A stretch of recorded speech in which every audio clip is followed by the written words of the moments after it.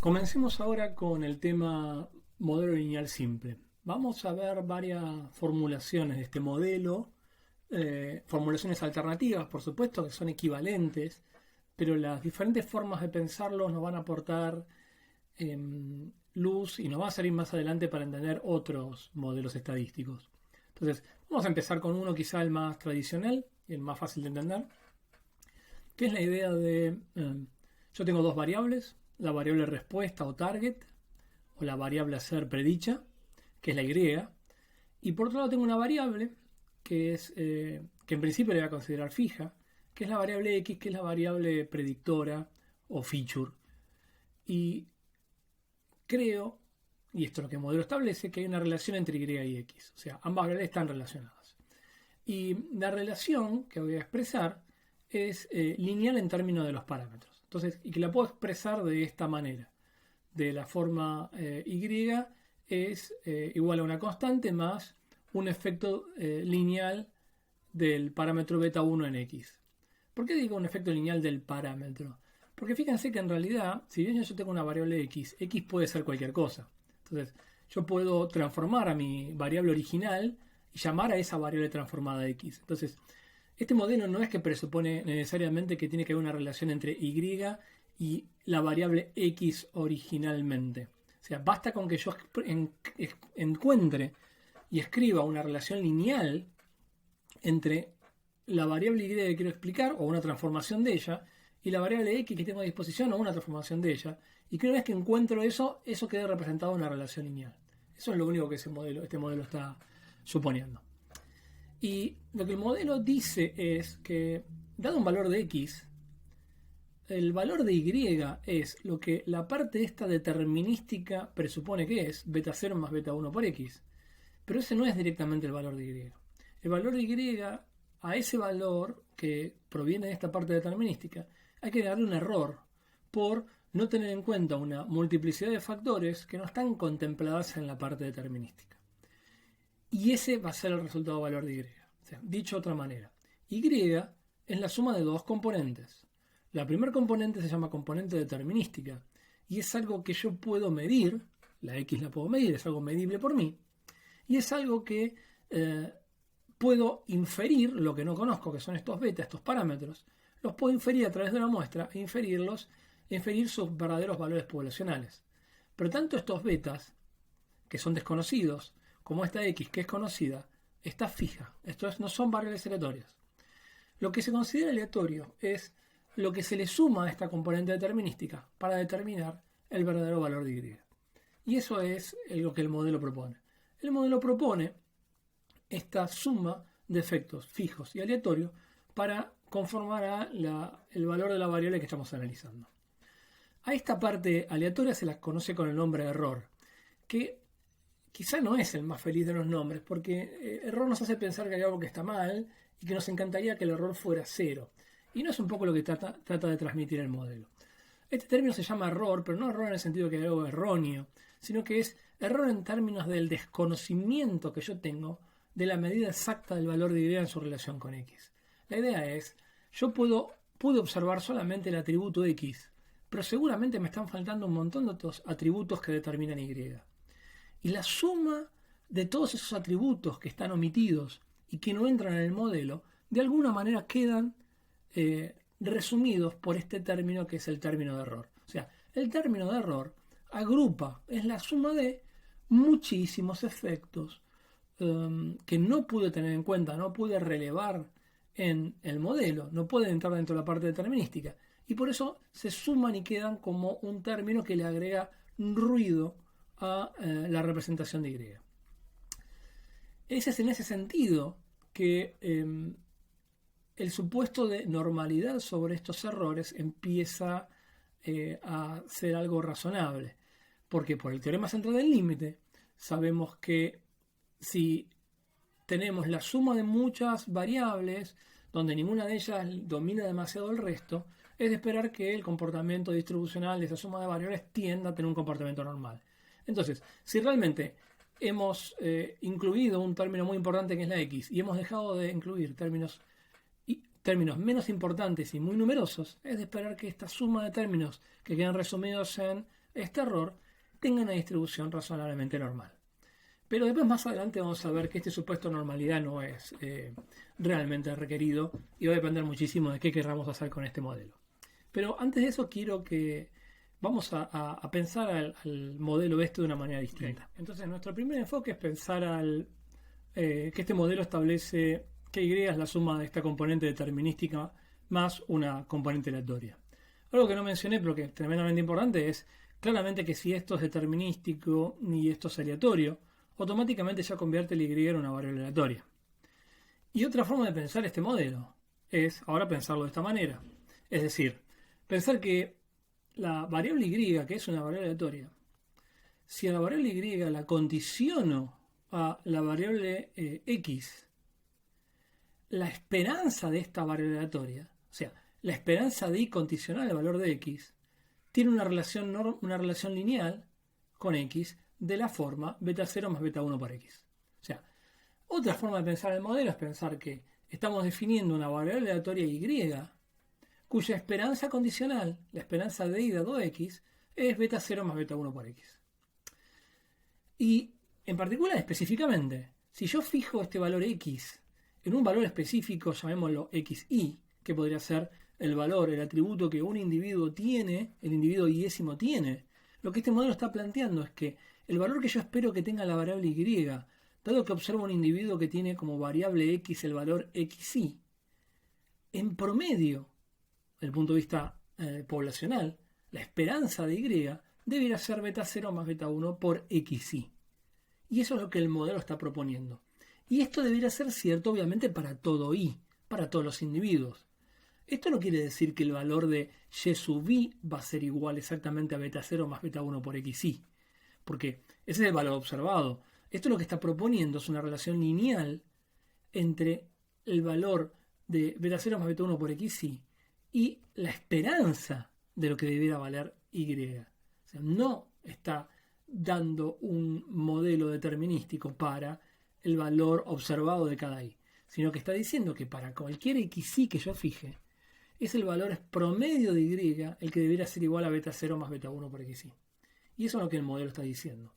Porque me parece interesante de este enfoque, es que ahora pensemos que lo que este modelo está haciendo es pensar que la variable que yo quiero explicar es una variable aleatoria, y que lo que estoy proponiendo es una relación matemática que vincula la esperanza condicional de esa variable aleatoria, obviamente condicional a la covariable, modela la esperanza condicional de esa variable aleatoria al valor observado de la variable, a través de una relación que depende de unos parámetros beta 0 y beta 1 que no conozco, y que de alguna manera, basado en datos que los voy a pensar que son una muestra de la población, los voy a tener que descubrir o inferir. Esa es otra forma de pensar al modelo. Y por supuesto, que así como estamos pensando que la esperanza de Y condicional a X sigue una expresión, también podemos pensar que esta variable Y, si yo la condiciono a X, tiene una varianza. Y esa varianza, como varía el comportamiento de Y condicional a un valor específico de X, muchas veces se lo llama sigma cuadrado. Y se lo menciona como la varianza de la variable Y. Pero, y esto es tremendamente importante, sigma cuadrado es la varianza no de Y, es la varianza de la variable Y condicional a X. Así como beta 0 más beta 1 por X no es la esperanza de Y. Esto lo vamos a ver más adelante, en detalle e intuitivamente. Beta 0 más beta 1 por X es la esperanza de Y condicional a X, no es la esperanza de la variable Y marginalmente. Esto es importante que lo entendamos. Para intuir e enfatizar este enfoque de pensar que estamos modelando, definiendo una variable aleatoria Y y estamos modelando su esperanza condicional, vamos a utilizar un gráfico que está en el apunte, que me parece que es tremendamente útil y le da muchísima intuición a este enfoque.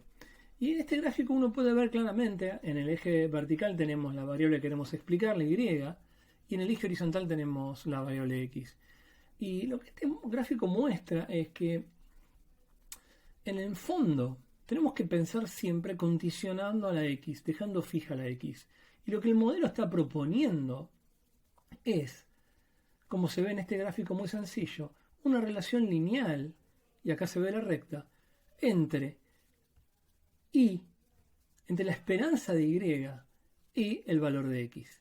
Y es en realidad, si yo fijo un valor particular de X, por ejemplo, X igual a X1, que lo que tengo es una variable aleatoria Y que tiene una media, un valor esperado, que depende obviamente de este valor X1, que ¿cuánto va a ser el valor de la media de Y condicional a que X es igual a X1? Y va a ser una variable aleatoria que tiene la media, el valor que tiene que tener como media, como esperanza, es beta 0 más beta 1 por X1. En tanto que si yo ahora condicionara y fijara el valor de X igual a X2, Y va a ser otra variable aleatoria distinta, que tiene como esperanza el valor beta 0 más beta 1 por X2. Y lo mismo pasaría con otro valor de X distinto. Entonces, hay tantas variables aleatorias Y como valores distintos a los cuales yo pueda condicionar de X. Si en el fondo X es un fenómeno que uno lo puede pensar continuo, podría pensar tranquilamente que en realidad puedo tener infinitas variables aleatorias Y. Y lo que el modelo está caracterizando y ahí está la fuerza del modelo, lo que el modelo está caracterizando es cómo se comporta un parámetro de esa distribución de Y en función de la X. Lo que me dice es que cuando yo observe valores de Y en función de X, lo que estoy mirando es una muestra de las infinitas distribuciones posibles que podría haber de Y. Y lo que estoy mirando es una muestra discreta, chiquita, particular, de ciertas variables aleatorias. Y lo que conecta a todas esas variables aleatorias de Y, que podrían ser infinitas, es esa relación que estoy suponiendo entre su esperanza, la esperanza de Y, y el valor de X. Y eso es lo que este modelo está haciendo. Y en ese sentido es un modelo muy poderoso, porque nos permite de alguna manera establecer el comportamiento de Y, que claramente es de esperar que sea distinto para cada uno de estos valores de covariables. Nos permite entender, nos permite modelar el comportamiento de esta variable Y, habiendo observado solo una pequeña cantidad de valores de X, y no los infinitos valores de X que uno tendría que poder observar para poder sacar una conclusión de estas infinitas potenciales Y. Entonces, eso es lo que está atrás de este modelo, que a veces uno lo piensa tan intuitivamente sencillo como en este caso, o quizá incluso más sencillo en esta expresión. Esta idea de decir Y es, mira, un beta 0 más beta 1 por X más un cierto error, pero es muy fuerte lo que estamos suponiendo. En el fondo lo que estamos suponiendo es que vamos a observar un fenómeno que se va a distribuir con determinados valores de Y y determinados valores de X, pero lo que yo presupongo que vale es que el comportamiento de Y es una variable aleatoria, cuya esperanza depende linealmente de los valores de X. Y cómo vamos a pensar un poquitito, a reflexionar algunas ideas erróneas sobre este modelo. Sobre todo ahora que vamos a empezar a pensar en cuáles son los supuestos y por qué son importantes esos supuestos del modelo y si no se cumplen, qué nos perjudican. Pero vamos a empezar a levantar algunas ideas erróneas que muchas veces se tiene con respecto a este modelo. Primero, esta idea de cuál es la esperanza de Y. Nos tiene que quedar claro que si yo realmente creo en el modelo lineal, creo que es un buen modelo que modela mis datos, tengo que darme cuenta que en el fondo no tengo una sola variable Y, una sola variable aleatoria Y, sino que tengo potencialmente infinitas. Y que cuando estoy hablando de una esperanza con respecto a Y, siempre estoy pensando en una esperanza condicional para un cierto valor fijo de X, por ejemplo X igual a XY. Y lo mismo está pasando para la varianza. No hay una única esperanza de Y. La esperanza de Y siempre la pienso condicional a X. Y lo mismo pasa con la varianza. Siempre este sigma cuadrado, vamos a pensar, es la varianza, pero condicional a X.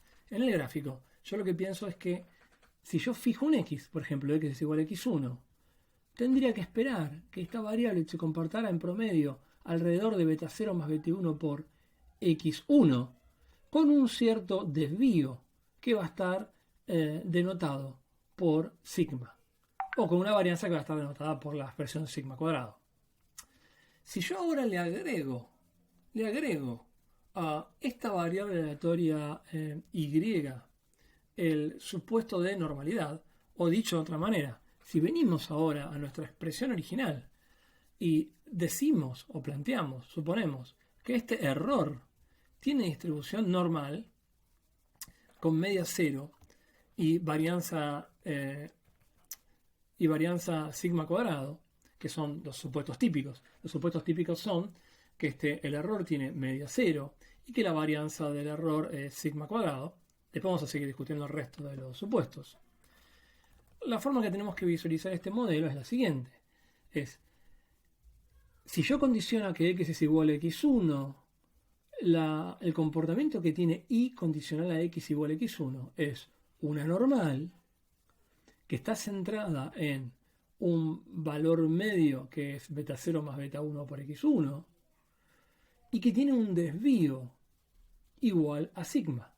O sea, dicho de otra manera, lo que veo es que condicional a que x es igual a x1, lo que tengo es una variable normal que tiene una cierta media, que es beta 0 más beta 1 por x, en particular por x1, y que tiene una varianza que es igual a sigma cuadrado. Y si ahora, en vez de condicionar a que x es igual a x1, condiciona a que x es igual a x2, lo que tengo es otra variable aleatoria completamente distinta, no es la misma variable aleatoria, que tiene una media que es distinta a la anterior. Justamente, ¿cuán distinta es la media? Tanto como que ahora la media de esta nueva variable es beta 0 más beta 1 por x2. Y por supuesto, como el modelo acá establece, es un modelo homocedástico, y ese es el nombre, la varianza en este caso y en este caso es la misma y es sigma cuadrado. Después podremos ver que en realidad podemos levantar este supuesto y hasta podríamos modelar varianzas distintas. Pero no es lo que estamos suponiendo ahora. Ahora estamos suponiendo que estas varianzas son iguales. Lo interesante es, y ahora veamos un poquitito este puntito que está acá y este puntito que está acá, y si quieren agreguemos un tercer puntito, es lo siguiente, que es, supongamos que realmente estas son tres observaciones de mi fenómeno en términos de y y de x. Fíjense que el establecimiento del modelo normal, del modelo lineal, como lo estamos escribiendo acá, bajo el supuesto de que epsilon tiene una distribución normal con una media 0 y una varianza igual a sigma cuadrado, no está para nada diciendo, exigiendo que la variable y tenga distribución normal. Este es uno de los primeros grandes errores a veces del aprendizaje de la estadística. Es creer que el modelo lineal le está exigiendo a la variable y solita, marginalmente, tener distribución normal. Y eso es falso. No es cierto. Lo que, incluso bajo este supuesto que después vamos a pensar y vamos a ver que lo podemos levantar sin ningún problema, incluso si supusiéramos el hecho que epsilon tiene distribución normal, eso no indica que la variable y tenga distribución normal.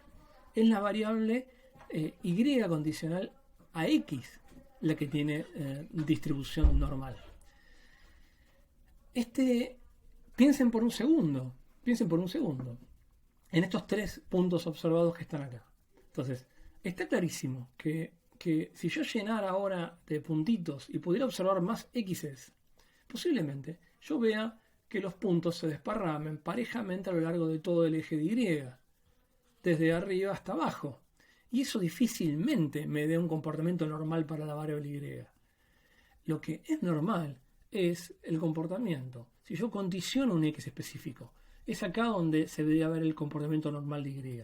No en el comportamiento marginal, que sería observar todos los valores de y para todos los valores posibles de x que he observado en mi experimento. Para reforzar esta última idea, hice una pequeña modificación al gráfico. Y fíjense lo que hice. Me voy a olvidar por un segundo de que la posibilidad de que x igual a x2 existe. Y nos vamos a concentrar en la idea de pensar que solamente x puede tener dos valores distintos. x1 y un xn que está acá. Y pensemos por un segundo que podemos observar para estos dos valores de x, que podemos observar los valores correspondientes de y. Y respetando el modelo vamos a generar realizaciones del valor de x de y condicional a que x es igual a x1 y ciertas realizaciones de y condicional a que x es igual a xn. y nada más en el medio. O sea que solamente nuestro proceso Y va a venir de dos valores de X distintas, X1 y XN. Vean claramente que estas realizaciones verdes, en este caso, que vienen de los valores de X igual a X1, y en este caso de los puntos naranjas que vienen de valores de X igual a XN, son perfectamente compatibles con la idea que en realidad Y es una normal que condicional a X tiene una media en este caso centrada en este punto y en este caso centrada en este punto. Pero ahora olvidémonos por un segundo de condicionar a X. Y acá está el error que mucha gente comete. Y vamos a ir directamente al eje Y a pensar, vamos a proyectar todas estas observaciones contra este eje. Entonces, imagínense por un segundo que ahora todos estos puntos verdes los proyectamos en este eje y estos puntos naranjas los proyectamos en este eje. Está clarísimo, en este caso, que Y no va a tener una distribución normal. De hecho, va a tener una distribución tremendamente bimodal. ¿Por qué? Porque Y sin condicionar es claramente una mezcla de dos poblaciones distintas. De la población Y condicional a que X es igual a X1 e Y condicional a que X es igual a XN. Entonces, acá en este ejemplo se ve claramente que Y claramente no es normal. Lo que es normal en este caso sería Y condicional a X. Y eso es lo que el modelo plantea. Pero más aún, si yo creo que incluso en este caso donde solamente observo estos dos valores de X, si yo creyera que realmente puedo observar valores intermedios de X y realmente tengo razones para creer que hay una relación lineal entre la esperanza condicional de Y y la variable de X, no es solamente puedo yo representar bien el comportamiento de las Y cercanos al entorno X igual a X1 y X igual a XN, sino que aparte puedo representar muy bien todo el comportamiento de valores de Y en situaciones en las cuales no las he observado nunca. Y esto, por supuesto alguno me dirá, pero yo nunca observé un valor de X igual a X2. Pero si tengo razones teóricas para creer que realmente hay valores como compatibles a X igual a X2, valores intermedios entre este X y este X, y que la relación lineal es realmente válida, yo puedo modelar un infinito continuo de situaciones, habiendo observado una escasa cantidad de casos. Y eso es muy poderoso. Y en eso consiste el modelado paramétrico estadístico, que es a veces llenar vacíos de información en universos que son de dimensión infinita, como por ejemplo en este caso los infinitos valores que X puede tener. Es una forma de poder hacer supuestos matemáticos para poder llenar estos vacíos de información y poder modelar fenómenos muy complejos. Sobre todo, más adelante vamos a ver modelos más complejos, donde el espacio es muy grande y yo no puedo jamás pretender tener observaciones completas que de alguna manera llenan todo ese espacio. Entonces, repensemos de nuevo el modelito. Vamos a mirar la primera expresión donde pensamos que nuestro fenómeno ser explicado Y es la suma de una parte determinística y una parte estocástica. Está claro que observamos Y, observamos X, pero no observamos ni beta 0 ni beta 1. Y cualquier cosa útil que queramos hacer con este modelo, por ejemplo, predecir Y por un nuevo futuro valor de X, no vamos a necesitar, como primer paso, poder aprender algo de beta 0 y beta 1. Por ejemplo, poder estimar o inferir cuáles son los beta 0 y beta 1 más parecidos a los reales poblacionales. También podríamos pensar que tenemos alguna idea preconcebida sobre estos valores beta 0 y beta 1 y queremos, basado en información, verificar si eso que tenemos como idea preconcebida de beta 0 y beta 1 es cierto, o se acerca a lo que ya sabemos. O podríamos plantear también que el escenario de tener algún conocimiento con incertidumbre sobre el valor, por ejemplo, de beta 1 y ver con una muestra, analizando la relación empírica que hay entre Y y X, si ese conocimiento que tenemos sobre beta 1 se ve modificado. Entonces fíjense que estoy como siendo más general en términos de lo que puedo llegar a esperar del modelo lineal. Lo que puedo llegar a esperar del modelo lineal es algo que me dé una capacidad predictiva o algo que me dé una capacidad explicativa sobre el fenómeno. Entonces, si yo quiero predecir, buscar algún mecanismo para estimar, para tener candidatos de beta 0 y beta 1, y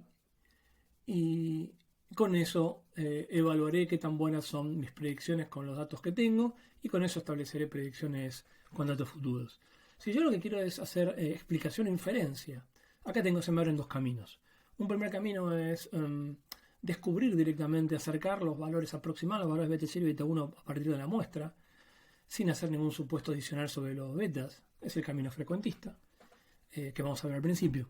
Y más adelante en el curso vamos a ver otro camino, que es decir, bueno, supongamos que estos parámetros obedecen a alguna distribución estocástica, y veremos cómo actualizamos esa distribución después de haber observado la muestra. Y este es el camino bayesiano.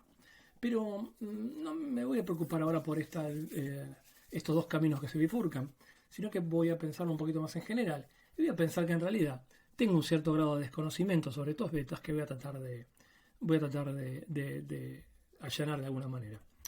Y lo primero que voy a pensar es, una vez que entendí el planteo del modelo, es empezar a hablar sobre los supuestos. Si este modelo tiene algún supuesto.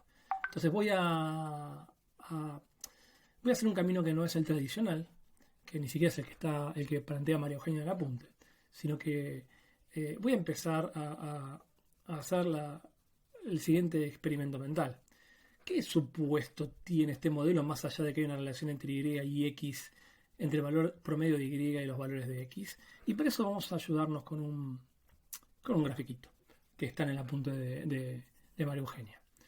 Y vamos a ver una relación entre dos variables. En este caso, la variable a ser predicha es el perímetro cefálico de los bebés en función de la edad gestacional en semana del embarazo. Y acá podemos ver que básicamente, salvo un que otro outlier, hay una relación lineal bastante clara entre la variable Y y la variable X. Pero entonces, parece ser, si yo miro los datos, que no estaría mal hacer un supuesto lineal de Y en función de X. Entonces yo podría venir ahora a mi material teórico y decir, yo puedo plantear este modelo. O mejor todavía, decir, bueno, si yo quiero modelar la esperanza de dado X, no estaría mal proponer un beta 0 más beta 1 por X para estos datos. Y si a mí lo que me interesa es, dado un nuevo valor de edad gestacional de un bebé, poder predecir cuál debiera ser su valor promedio de perímetro cefálico, no requiero hacer ningún supuesto más. Si creo y estoy convencido que la relación lineal sirve, y lo único que me interesa es hacer predicción, ¿qué supuesto adicional o qué supuesto, más allá de la relación lineal, tengo que hacer a mi modelo? Ninguno. Para hacer predicción, no necesito hacer ninguno. Seguramente, si el comportamiento futuro se parece al pasado, esta relación lineal para hacer predicción me va a servir. Lo que vamos a ver ahora en los próximos videos es si pretendo más que hacer una simple predicción. Vamos a ver qué supuestos voy a tener que agregar para tener ciertas propiedades sobre las predicciones o ciertas propiedades sobre las inferencias que voy a hacer a partir del modelo lineal. Entonces, antes de meterme en el tema de los supuestos, o mejor dicho, para meterme en el tema de los supuestos, vamos a ver cómo resolvería el problema de estimar o de aprender algo en base a los datos de los parámetros del modelo beta 0 y beta 1. O sea, vamos a meternos en el tema de la estimación. Y vamos a hacer un poco al revés y vamos a tratar de deducir los supuestos en base a qué es lo que nos interesaría saber de estos parámetros. Entonces, vamos a pensar primero que tenemos un conjunto de pares de datos, n pares xy, que son mis observaciones, eso es lo único que observo, y de alguna manera tenemos que deducir valores sensatos para beta 0 y beta 1 creyendo que esta relación existe como, por ejemplo, en el conjunto de datos, en el ejemplito que vimos hace un rato. Bueno, el approach razonable y sensato es hacer lo siguiente, que si yo quiero ajustar valores basados en X a valores de Y, yo puedo establecer una función que en general se la llama función de pérdida, que es cuál es el que mide el nivel de desajuste entre lo que el modelo predice para cualquier par de parámetros A y B que yo quisiera proponer cuál es el nivel de desajuste entre lo que predice el modelo con estos parámetros y el verdadero valor observado de Y. Entonces, lo que estamos haciendo en esta función que la llamamos G, que depende de los parámetros A y B, que son justamente los que tenemos que descubrir, es una medición, esto propone una medición del nivel de falta de ajuste. Y esta función no es para nada arbitraria, uno piensa que es arbitraria, está arraigada en temas muy profundos de la matemática, después ya los vamos a ver un poco a lo largo del curso, pero ahora pensémoslos como libremente como una función de pérdida cualquiera. Lo que hace es castigar alejamientos del modelo propuesto a los valores observados de Y en forma simétrica en los valores positivos y negativos. Y eso es lo que hace este cuadrado.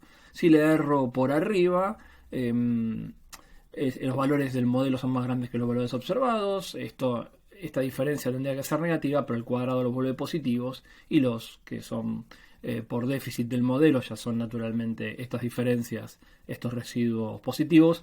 El cuadrado los mantiene positivos, y básicamente lo que hace esta expresión es sumar para todos los datos la discordancia del modelo propuesto, y cuanto más grande es esta función G, más discordante es y peor sería la elección del parámetro A y B. Ergo, lo que queremos es buscar aquellos valores A y B que minimicen esta expresión y esta función de pérdida. Esto es el approach tradicional, y este approach se lo conoce como OLS, que sería Ordinary Least Squares, o el método de mínimos cuadrados. ¿Por qué? Porque justamente los parámetros que se encuentran acá surgen de minimizar el cuadrado de las diferencias. Ahora bien, para hacer esto, de nuevo, yo no requiero ningún supuesto. Si yo tengo n datos con esta pinta, y yo creo que el modelo es razonable, y la relación entre los valores de y y x es lineal y pueden estar bien contemplados por este modelo, yo siempre puedo encontrar valores propuestos, candidatos para beta 0 y beta 1, con este procedimiento desde el punto de vista puramente numérico.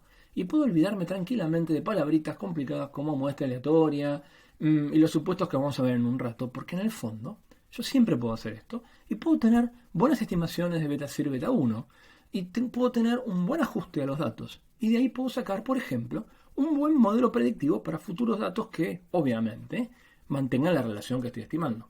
Entonces, con este proceso de estimación, ¿cuál es el supuesto adicional que tengo que hacer a esta relación lineal? Ninguno. Yo siempre puedo encontrar estimadores de beta 0 y beta 1 con este procedimiento de mínimos cuadrados. Y no hay ningún supuesto adicional que tenga que hacer. Como buscamos minimizar esta expresión con respecto a los parámetros A y B, vamos de nuevo siempre con este enfoque puramente numérico, de tratar de aproximar bien a los datos para que después esto nos permita generalizar y hacer predicciones futuras. Me olvido de la componente estadística en este enfoque. Lo que tenemos que hacer es minimizar esta expresión con respecto a A y B.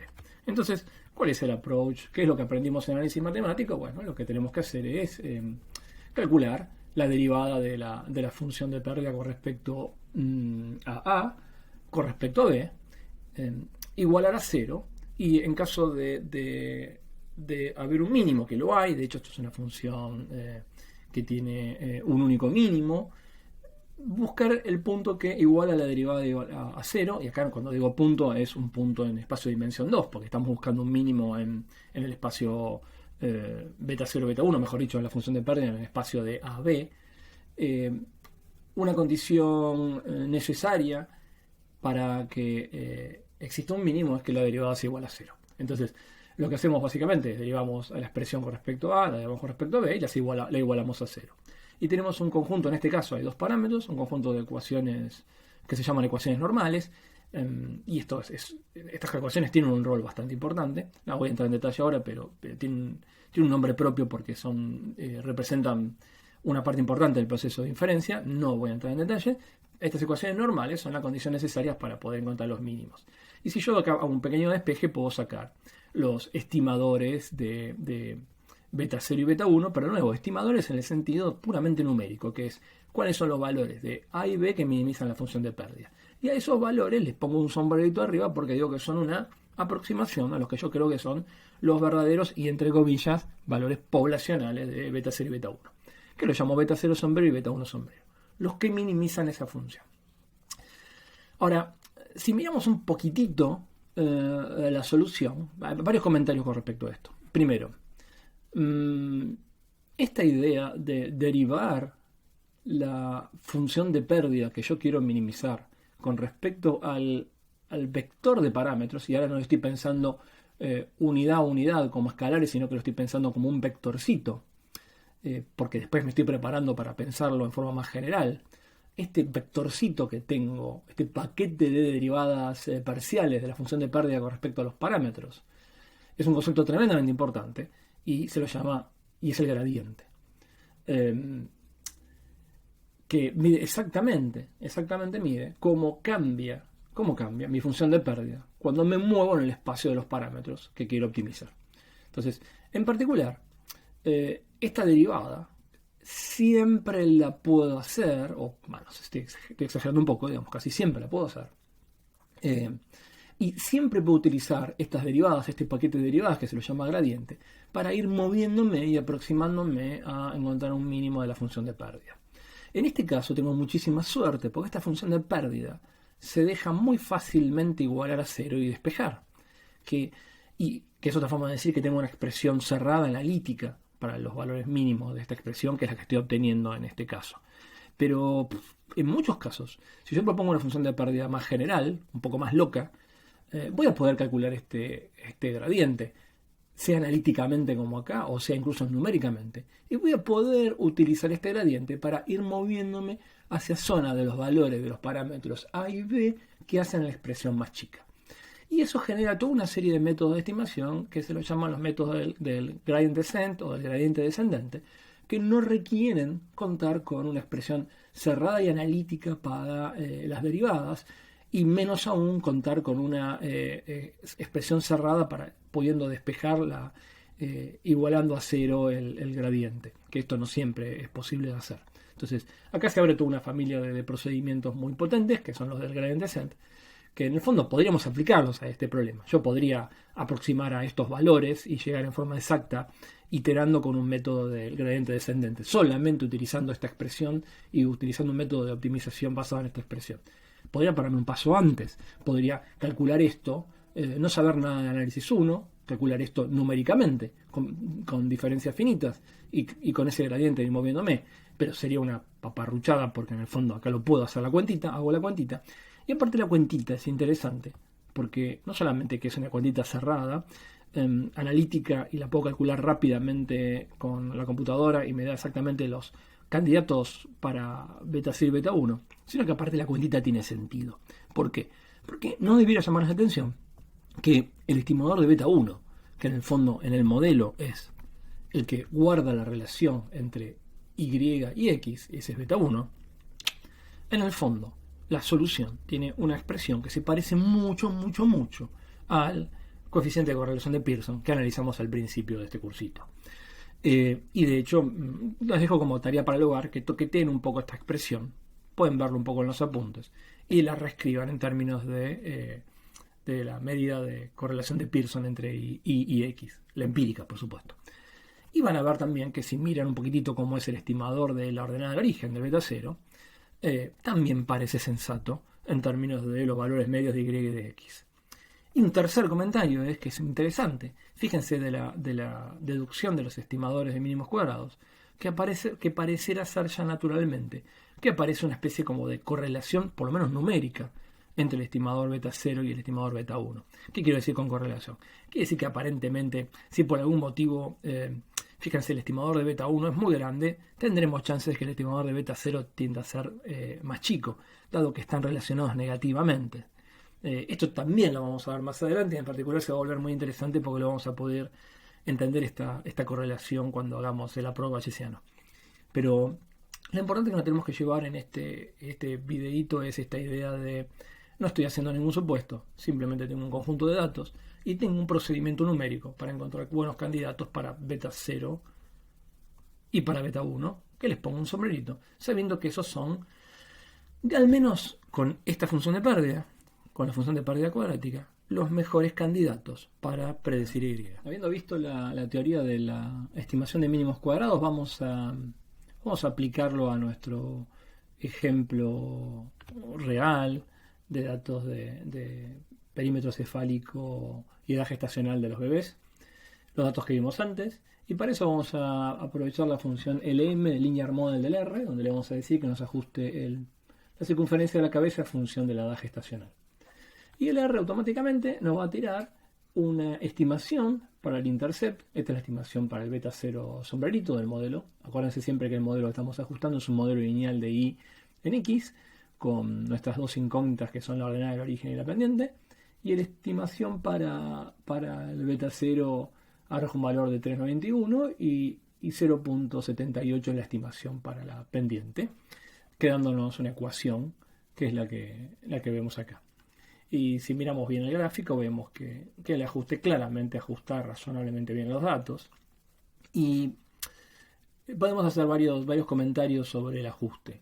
Un primer comentario es que no solamente la recta acompaña, sino que parece estar como muy bien equilibrada con los datos que deja hacia arriba y deja hacia abajo. O sea, dicho de otra manera, si yo calculara los residuos, pensando que los residuos siempre son la diferencia entre el valor observado y el predicho por la regresión, que los vamos a llamar E sub I, para cada observación iésima tenemos un residuo que podemos calcular.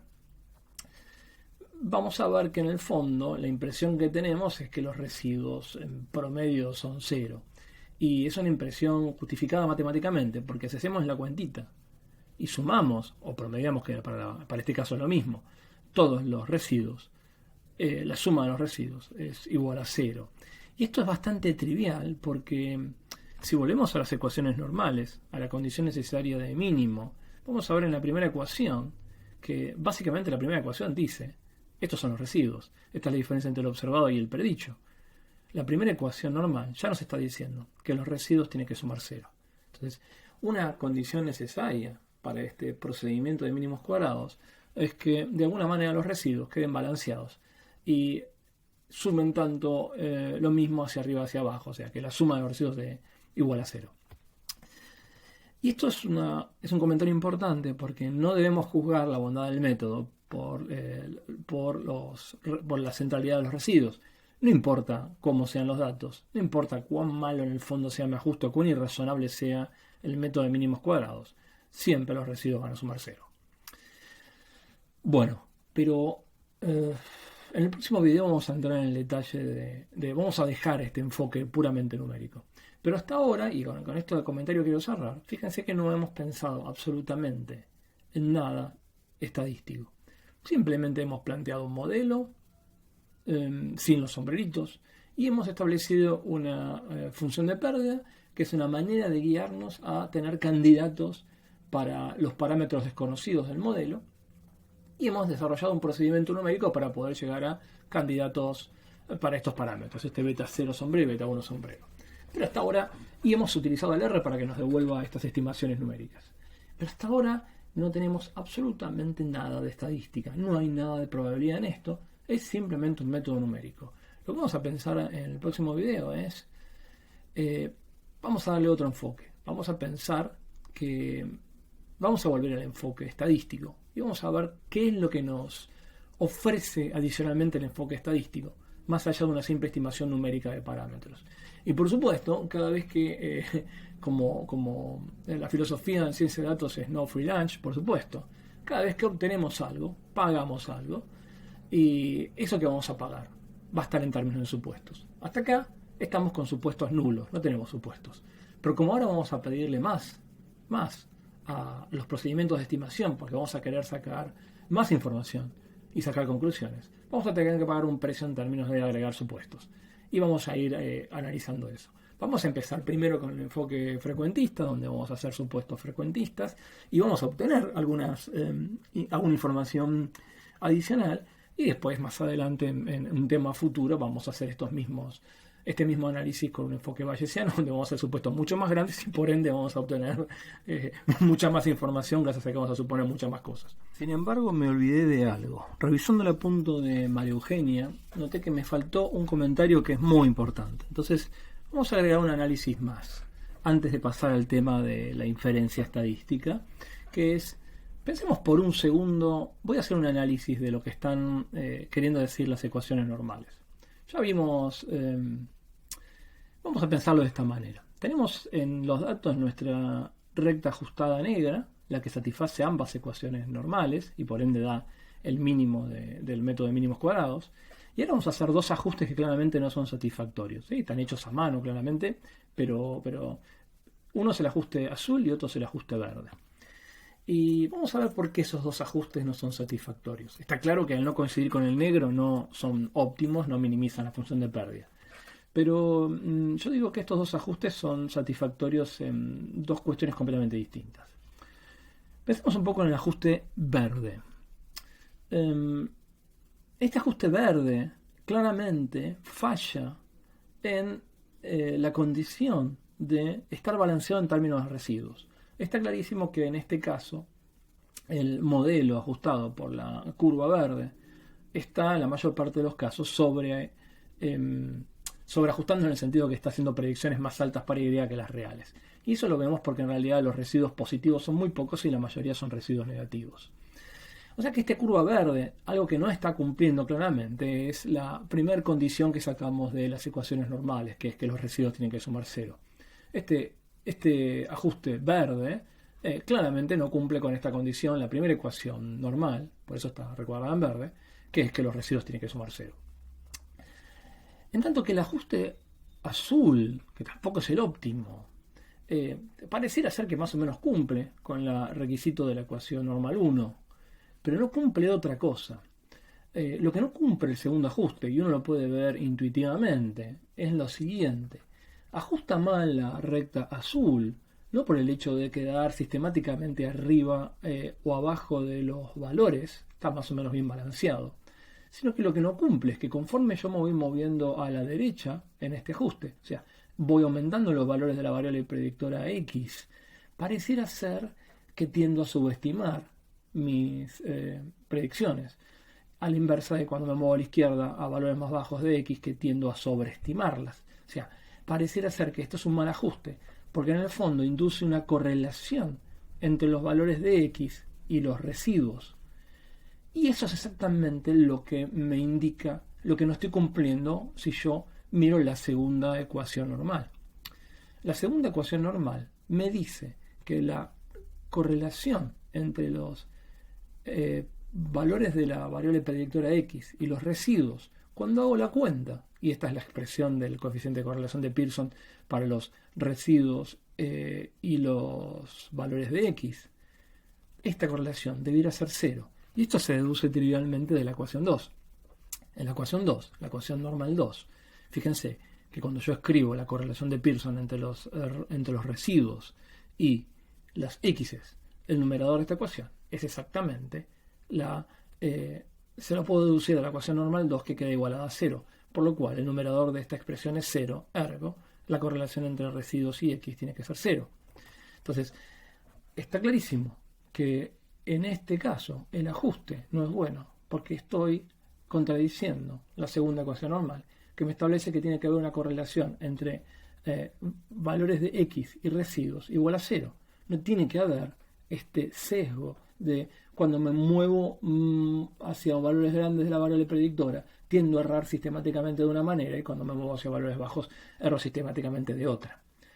Y esto es interesante porque si ahora metemos los dos requisitos, las dos ecuaciones normales, de alguna manera la función de pérdida cuadrática nos está guiando para obtener ajustes que sean balanceados en términos de errores y no sistemáticos en términos del comportamiento con respecto a la variable predictora.